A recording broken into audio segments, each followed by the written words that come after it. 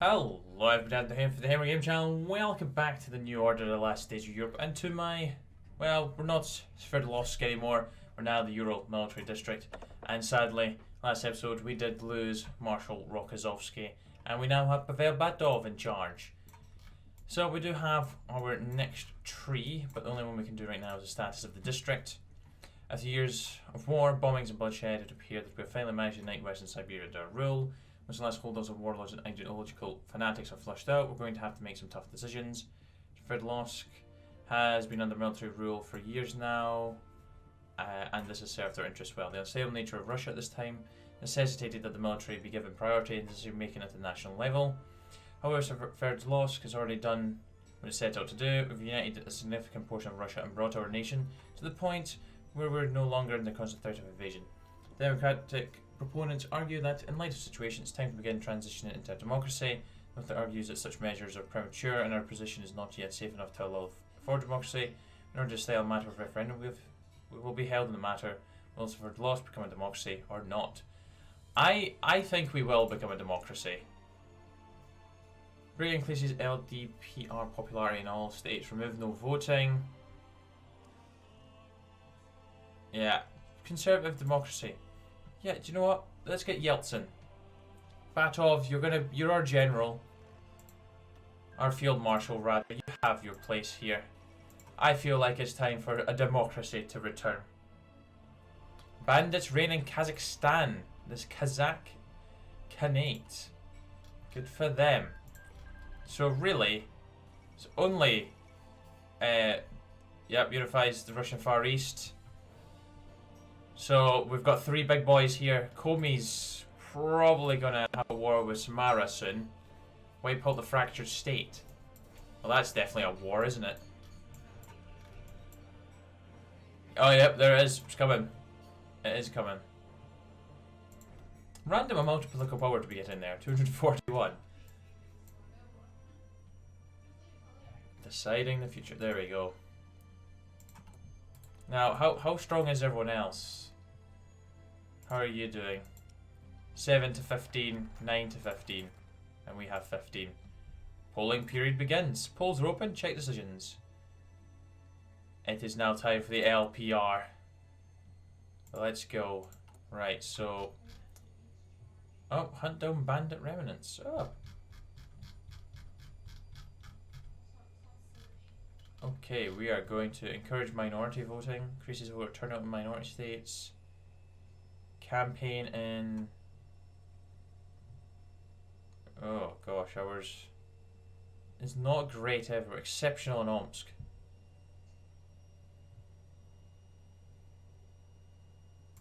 Yeah, let's go certain Urals. State of the district. Batov sat in his office chair, happy to finally get some peace and quiet. A lot of change in the past few years, and he'd seen himself jump from general all the way to becoming marshal of the entire West Siberian district. With new responsibilities came with challenges as well. The Ukrainian region has remained divided for a decade. It would be easy. Administrating a region 5 times larger than what was previously controlled by the military district proved to be a real challenge for the district's garrison and Batov's rule. And that wasn't even half of what Batov had on his hands. So yeah, unifying is causing a little bit of an issue. Problems of uniting West Siberia brought to the table. The democratic movement led by Boris Yeltsin has also been gaining more and more support, and I couldn't get more support by thanks to me. And lastly, the death of Marshal Rokossovsky has put a lot of pressure on Batov himself to have to work in the legacy of Rokossov to take control of West Siberia and strengthen the district enough to finally reclaim all of Russia. What Batov had to do if he wanted to be the second great marshal, Batov had to start somewhere. Sorry, Batov. Let's go ahead and encourage minority turnout as well. And we should probably do fledgling democratic institutions. Preparing the apparatus of government for a transition to democracy is no easy task. Not only does one have to alter the functions of previous bureaucracies and departments and their respective systems of appointments, one also has to create entirely new institutions in order to accommodate the new form of government. These are institutions like a national congress and an independent judiciary. Responsibilities and functions previously handled by the military have been divorced from the executive and redistributed amongst these institutions. It's hard work setting up a new government, but ultimately worth it. Greatly increases LPR popular in all states. And we remove no voting. which is nice, which means we'll get some stability. Well, we'll still have stability loss, but at least our political power gain goes up. Adaptive command or planned assaults.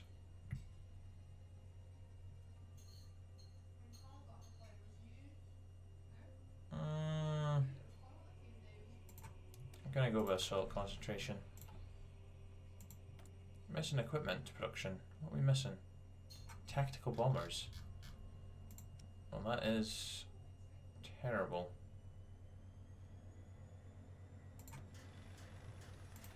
But at the same time, I'll go for strategic. Outdated. I should probably upgrade you. And you. It'd be better for us in the long run.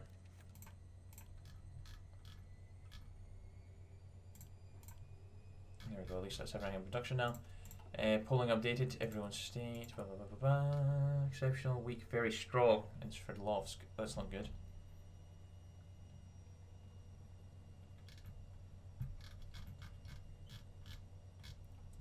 See, I'm not a huge fan of this like voting kind of stuff that goes on. I'd rather just, you know, flip regardless. Moderate significance. South Urals. I'm interested to see what this focus actually does for us. Alright, sign the future. The day of referendum has arrived. Men and women across the nation mark time with bated breath as they await the results. Labourers from the factories and mines sit at the bars, drinks in hand, listening intensely for the radio announcer has to say. A group of young students wait in the Capitol Square for the inevitable announcement on the loudspeakers. Soldiers in their barracks in groups patiently waiting for their captains to return from high command, bring them the news. The nation sits on the edge as government bureaucrats tallies the votes and recognise their victor to be dun dun dun. Who is it going to be? Ah, yeah, that overextended administration. At the same time, though, overextended administration. You should also have overextended administration. Yeah, we're all suffering right now.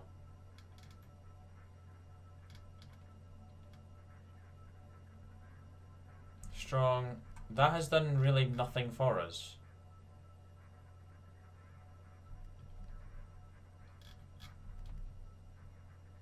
Are we going to get one last vote in? Probably not. Very strong, exceptional, weak, significant. They're basically beating me everywhere.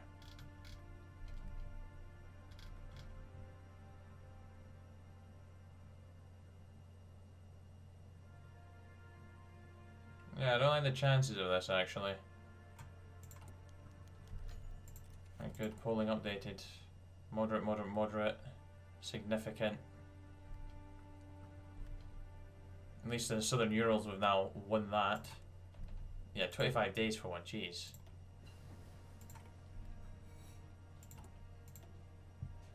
I got jet engines. Should probably continue the upgrades. Fighter, let's get the MiG-15. Either modernise or tech. Savant High Command, we're no longer suffering from that, that's good.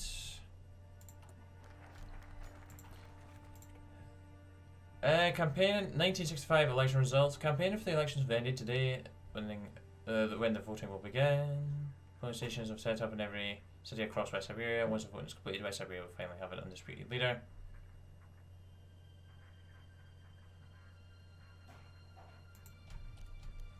Oh my days, victory for democracy. The elections results are in, and Yeltsin and the Democrats have secured victory with a large majority in the elections. Peace of people have spoken, and the military junta will soon be on its way out. Military control over government buildings is already beginning to decline as civilian government replaces military control. Martial law is also being ended across the rural district as the military relaxes its authority. Although a civilian government replaces a military one, a lot will change. A more civilian-style government will no doubt shift the focus towards civilian issues, whereas the military will still remain powerful and influential in the government. Democratization will continue whether the military likes it or not, though, and more freedoms will become within reach for each person that rules. Yeltsin has many plans for the Urals and Russia. Whether he sees them through remains to be seen. Ah, the West Siberian Republic. Boris Yeltsin. We now have a different flag as well. Democracy, boys. Ah, this has opened up this. Choosing to exert influence in certain rules. A victory for democracy. West Siberia has not known the light of liberty for quite some time. Ruled first by Lazar Kragnovich's fanatic communists, the region quickly dissolved into three-way tensions between them. The Black League's extreme revanches, and our own state, which its own sorrowful history of authoritarianism. The difference, of course, is that our regime has been controlling more of necessity than ideology. Now that the Urals are peacefully at last, there is no need for such a tight hand. Marshal Batov has decided to begin hand over power to civilian government, with trusted politician Boris Yeltsin at the head of the West Siberian Republic. Yeltsin has a reputation for an advocacy of economic reform, and the region can expect a loosening of political and market restrictions alike under his reign. Okay. No divisions in basic training. I reckon we could actually start to build up a decent sized army. And again, I do need to kind of get you all into this, and I need to get signal companies. Breton leadership, okay. Do we even have anti-air in production? No, we do we? No, we don't. We do not. Early anti-air. It's the last thing I kind of need to get in production. I reckon we can pinch you.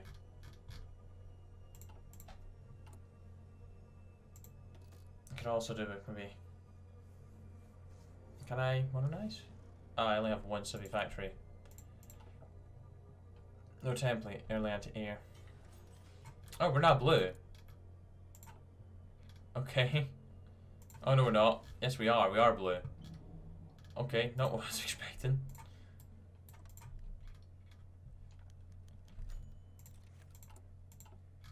Wait, sure the election stuff's done.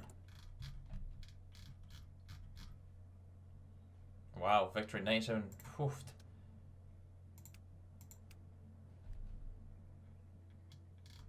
Wait, we have to continue doing this?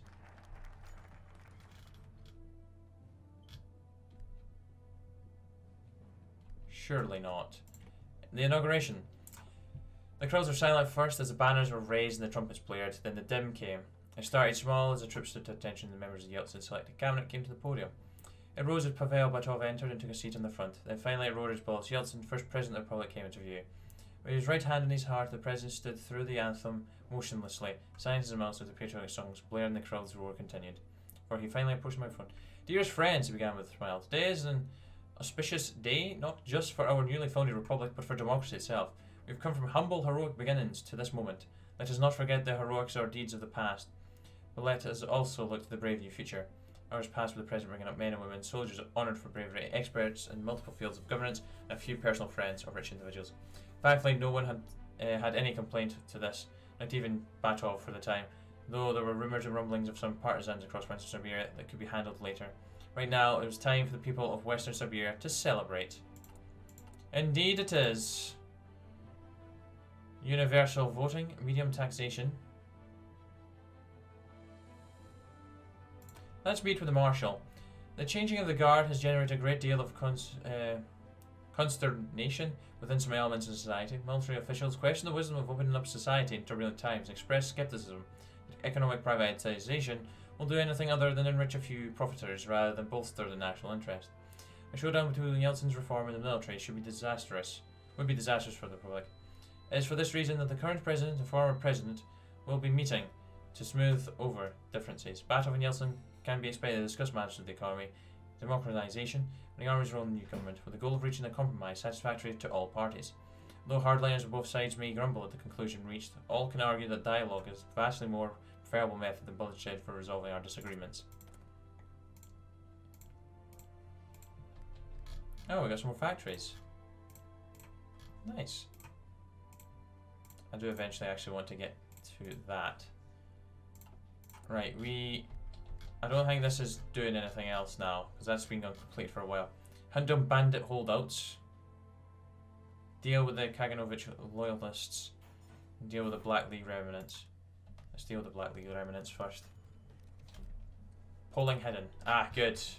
Good, that's that done.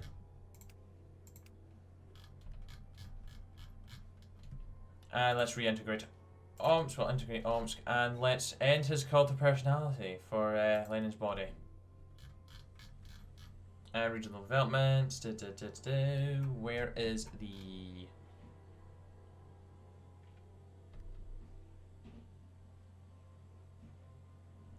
Let's improve worker training.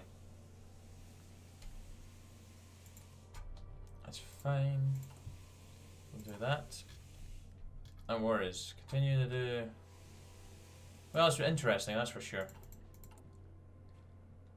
Right, let's go ahead and train some more divisions. It is time to expand the army.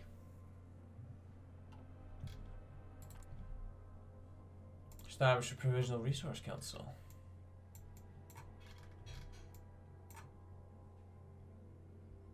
Ah, yes, there you can get to that. That's fine.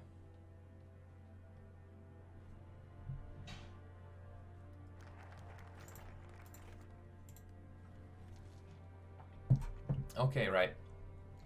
Meeting, despite its officiality and publicity, was actually quite private. The president posed for cameras outside the room, and after a few moments of impatiently waiting, the other man arrived. Marshal arrived. Boris Yeltsin greeted with a heavily photogenic but fake grin as Pavel Batov approached their door, seemingly ignorant or at least uncaring of the camera's flash, and the reporters eyeing the two men and their respective entourages filling in. Yeltsin replied with a stony expression, and a tone laden with steel before entering the room ahead of the president, title which he had apparently forgotten to address. For a brief moment, Boris's expression faded as he took a step in the door, gave a wave to the cameras, and slowly closed it. Right, now to get this over with. As discussed earlier, he began, as he moved to the table and sat before continuing, the army will be allowed some representation in the government. However, should it be found that the army is interfering in the democratic process, if anything, the army would only act against tyrannical abusers of power. Pavel interrupted his eyes set on the president's own, defying tyrannical. What followed was something unseen to the crowd outside. Fingers were pointed, documents were looked over and reworded, and Boris and Pavel were at the very centre. However, after hours of haggling and sheltering, the amount of seats the army would retain had been determined, along with their status of silent watchdogs, a term which infuriated the president to no end. However, it was better to have an army pledging to defend democracy than one utterly opposed to it. Thus the group bid their goodbyes and stepped out of the room with the lighting of cameras flashing. Boris's photogenic smile was tempered by the last thing he had heard the Marshal say. "We will be watching you, Yeltsin." Which definitely does not sound like a threat at all.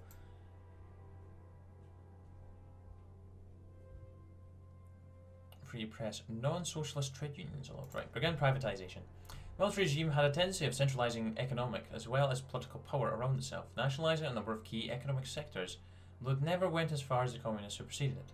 The result, a number of bloated, inefficient public enterprises unable to adequately reform or make a profit. Although these may have been necessary during the wartime period, they will not suffice for future economic growth, reforms, or an order. Privatizing and splitting up these behemoths will promote healthy competition and ultimately a more prosperous society. Creative potential is brimming beneath the surface, and all it will take to ensure a better society is allowing the Western years more entrepreneurial citizens a chance to unleash them. So, what is our taxation currently on? Economic laws, medium taxation. We're going to be changing. We're already changed a lot to medium taxation. We're already on that, and flat taxes. We're already on flat taxes.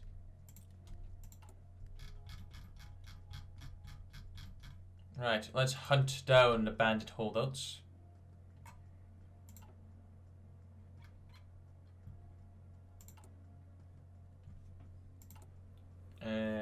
Right, when we've got the T-64 in production, we will go ahead and get signal companies researched.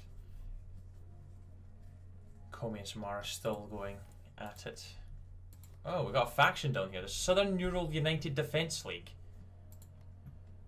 A very interesting faction. I don't know what you're going to get up to. Guess we'll find out.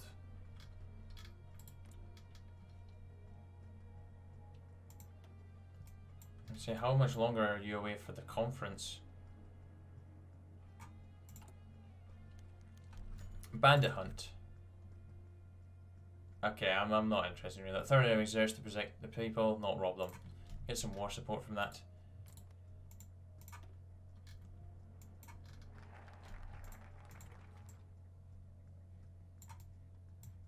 Scotland the Brave. Wait, what the hell is this tree?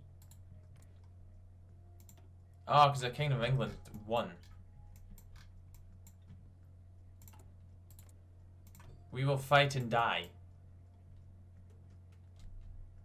Flower of Scotland. Stand against them. Are they actually getting ready for war?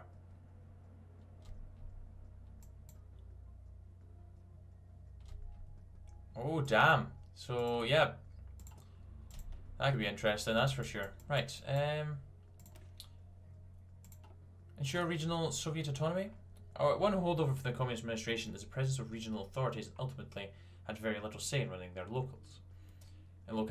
Ensuring autonomy for lower levels of government was brushed aside by the military, which felt as though it had greater concerns. Division of authority is an important step in the establishment of democracy. Letting the central government have everything is a surefire way to get tyranny.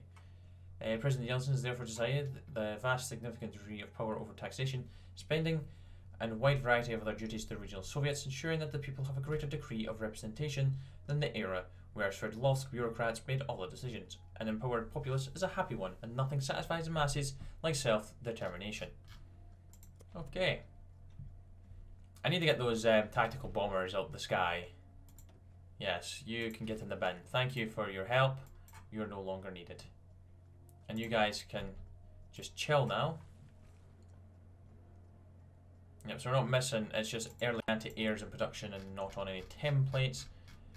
But we are short of artillery. Anti-air we only have 15 of right now, so we'll wait. They're saying that, you know, they might actually not be building that big. They have 0 planes. I might actually just bin anti-air for the time being and focus on divisions. Because if I have an air force anyways, I'm not going to be needing you. And our air force is looking pretty strong. Our production of them is definitely getting up there.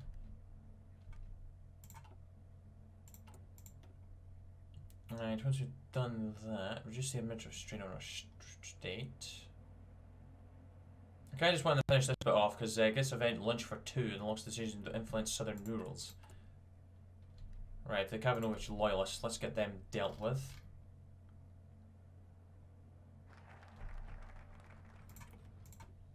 Right, let's ensure army representation.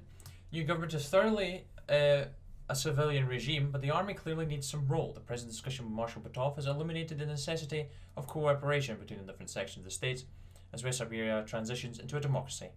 Alienating the army is very dangerous. With some effort, it could be made into an ally of democracy rather than an opponent. The Parliament of the Young Republic will always have some form of military representation in order to better ensure good relations between it and the elected government. These will serve as a bedrock of stability inside our institutions. If civilian rulers go off the rails, the military can step in to protect the system and national security. As the Western Siberian Republic is still in danger of threats from without and within, this arrangement has great potential. Authoritarian democracy is going to go up. Basically, we're going to get rid of all this popularity here, aren't we? For those ideology groups. Right.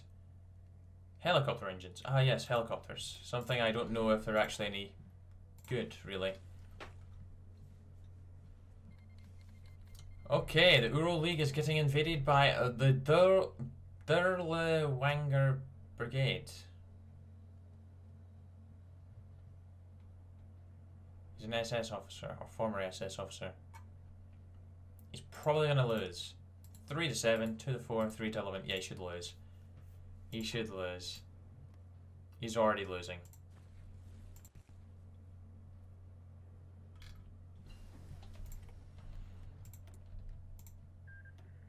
Indonesia has defeated Free Indonesia in a war. Ah, that's a shame. Let's go ahead and do civilian construction 3.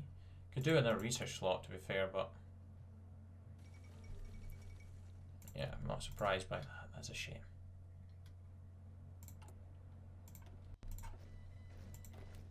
Right, some more divisions. Glorious.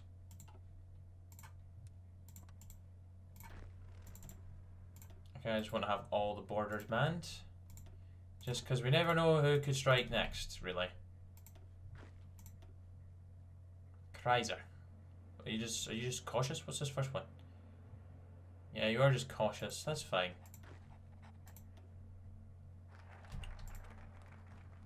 And you're just a war hero. That's fine as well. Right, Codified the constitution. Up until now, the government has ruled largely by decree. Matters of law and policy were largely a decision of Marshal Batov, and although he has no means a cruel ruler, this meant the decisions were largely arbitrary, sometimes not in the best interest of the people. Government needs to have agreed upon a set of rules in order to avoid becoming one that rules solely through the imposition of force, and is exactly what President Yeltsin insists on doing. A new constitution of West Siberian Republic will include protections of the basic vital freedoms of speech, expression, religion, and assembly. It will create defined roles for different sections of the government and clarify the relationship between the local and federal governments. Although we may not realise its benefits immediately, this document is the foundation of a democracy that will someday incorporate the entire country. Hell yeah, it will. We're going to bring democracy back into fashion. Well, it's not really been out of fashion, but you know what I mean.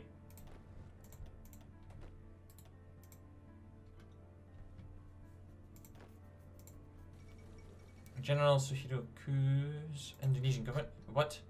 So Indonesia won, but then got couped. Army Plan 65. Okay.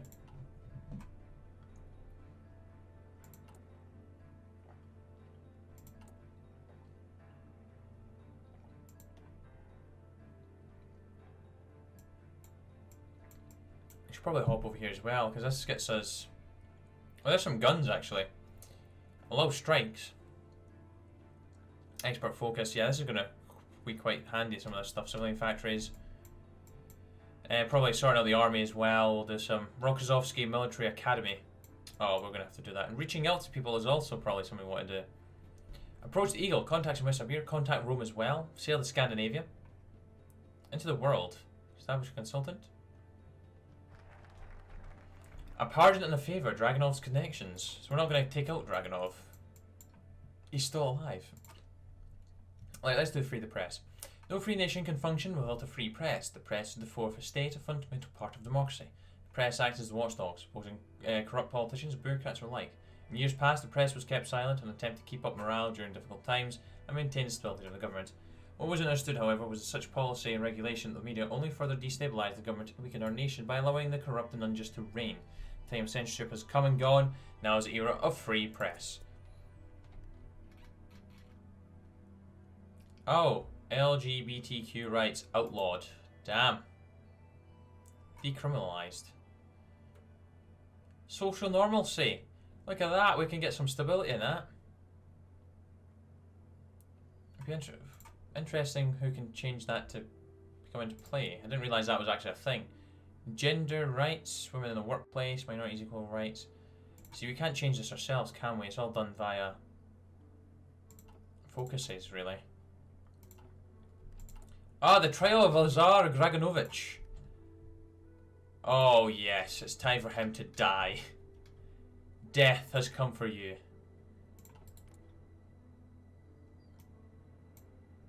Could really do with getting rid of the overextended administration.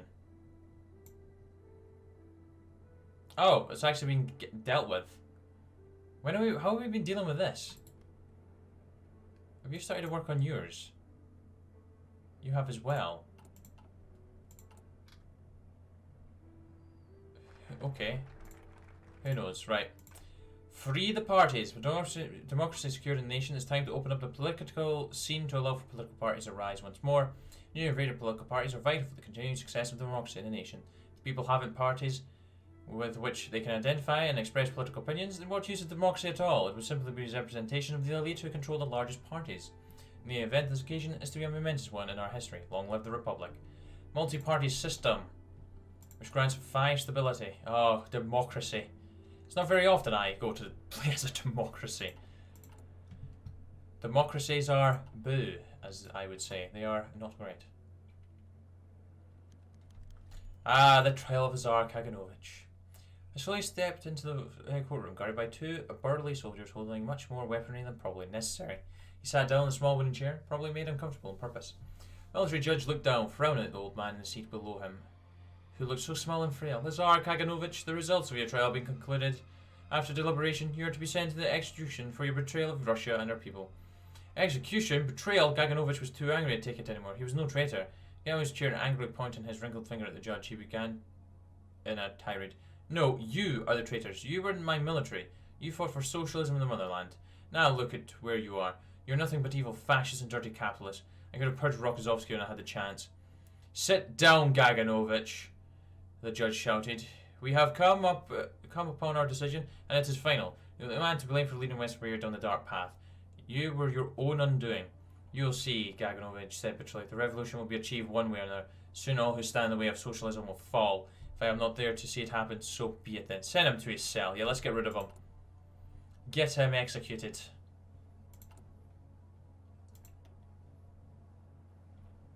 We want him gone. He has no place in this world now. Right, so what else we got? We got regional development. I guess we'll continue to maybe check out. Initiate propaganda. I don't really need to do that. Weekly manpower.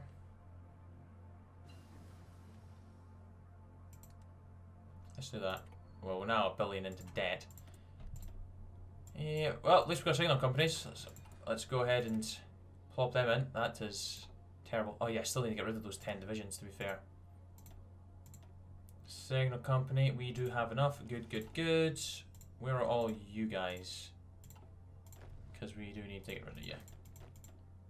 You're of no use to us anymore.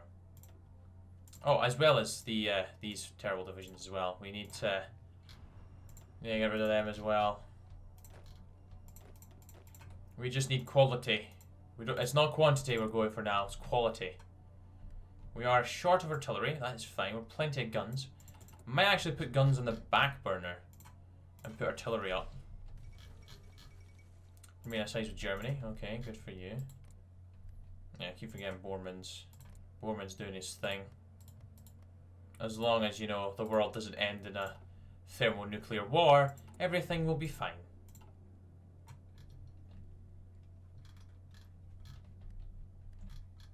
Actually, give me 2 of them. Good, good, good, good. Right, and what we can do is we can bin you. That must be... Wait, why can't we delete this? As Garso a template. Oh. Right, moving to civilian administration. President Yeltsin's reforms have already affected much of the West Siberian society, but they have still taken place under military regime. It's not enough to change the highest authority in the system. In order to have a proper government, civilian authorities need to be in power at every rank of the government. Otherwise, the conflicts of interest between the military and the nation could very well lead to corruption and a renewed despotism. Generals currently serving the government posts will be dismissed and replaced with qualified civilian candidates. Active military members will no longer fill what should be elected positions. These measures may be dramatic, but they are the only way to ensure that the new government does not devolve into a junta with a thin democratic veneer. And that, guys, is where I'm going to leave that episode. So thank you very much for watching. Hope you enjoyed, and I will be back with some more very soon. Until then, take care. Cheer bye. The now.